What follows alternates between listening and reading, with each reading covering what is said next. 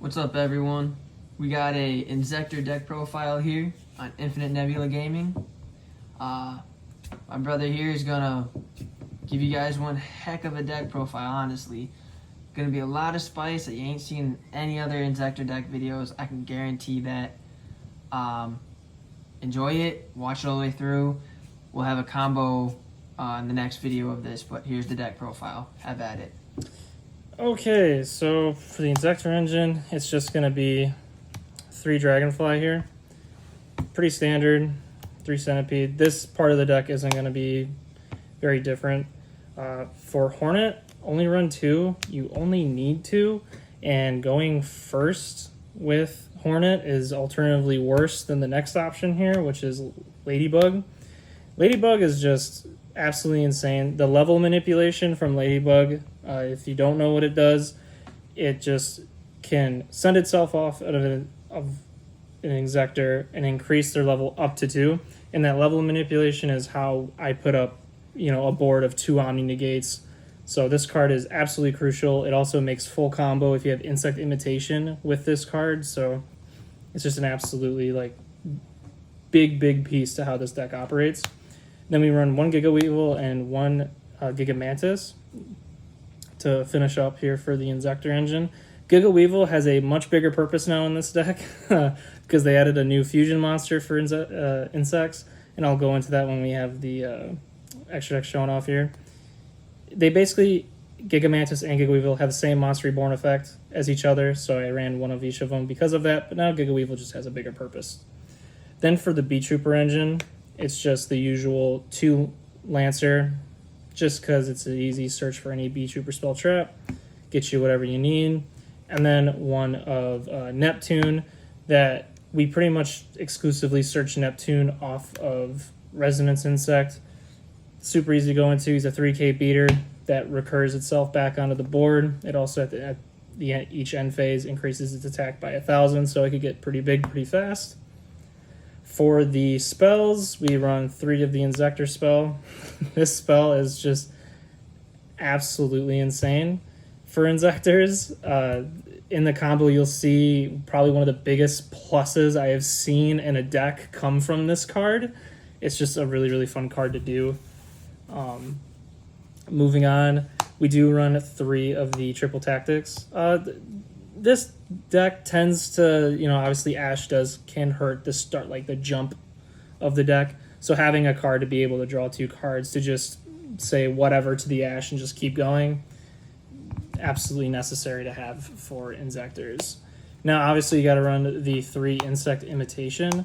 This card, like I said, with Ladybug, is full combo. Just those 2 cards, you're going to be able to just go completely off. Can't stress enough how good this card is. It's always been good for inzektors, but it feels a lot better now. Then Droplet. Droplet, if maybe people haven't thought of this, Droplet's actually insanely good inzektors because you can send the equip cards that are on your inzektors to negate your opponent's effects, at the same time triggering your inzektor monster's effects because the equip cards left them.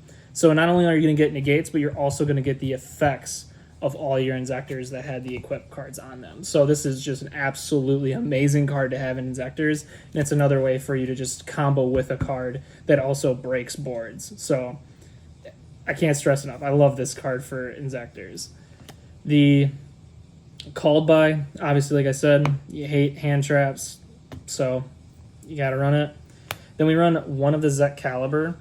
This goes a part of the combo. I didn't have it in the last one only because there wasn't really a point in having it. There just wasn't enough resources in the deck to be able to dish out that many monsters. But now, with a little bit of change in the extra deck and updates to insects in general, there's a big play with this card now.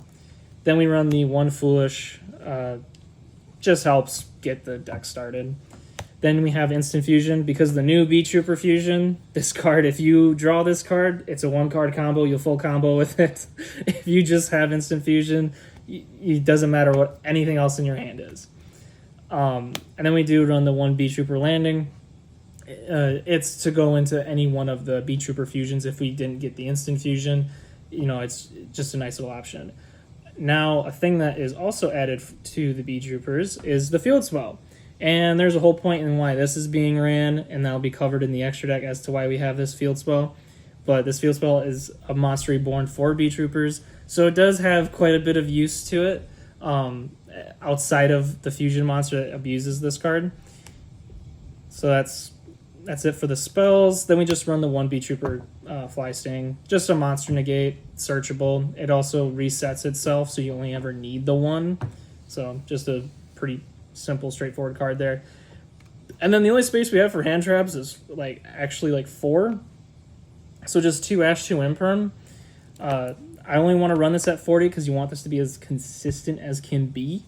Sometimes, inzektors, if you don't draw some of the starting pieces, which can happen. There's a lot of starters in the deck. You have Centipede can make you full combo, Dragonfly can make you full combo, the spell can make you full combo. There's a lot of ways you can full combo, but there are some bricks in the deck, so you definitely want to limit that as much as you possibly can.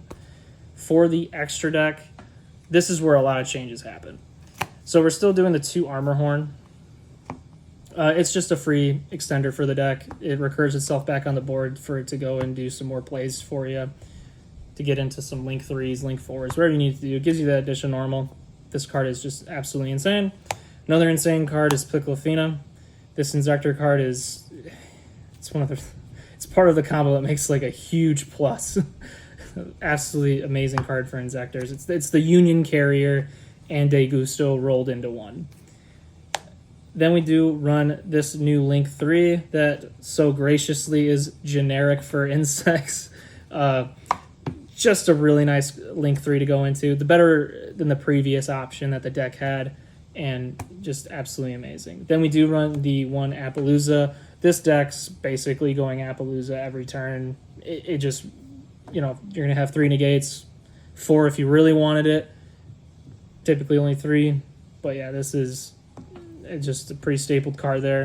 We are running the 2 Atlas. Rarely am I ever going into the 2nd Atlas, but it is there as an option because those grandeur games can arise. But Atlas is just a 3K non-targeted, can't be targeted, can't be destroyed. Just absolute boss monster. Very hard for decks to remove, and we'll get into why he can't even be banished now. 1 Cicada King. I've gone on this card less and less. There are times where you go into it, but it's not typically my first choice. It's just a monster negate. Then we have Alamuris. Alamuris is a big part of the combo and how this deck does what it does in all its operation here.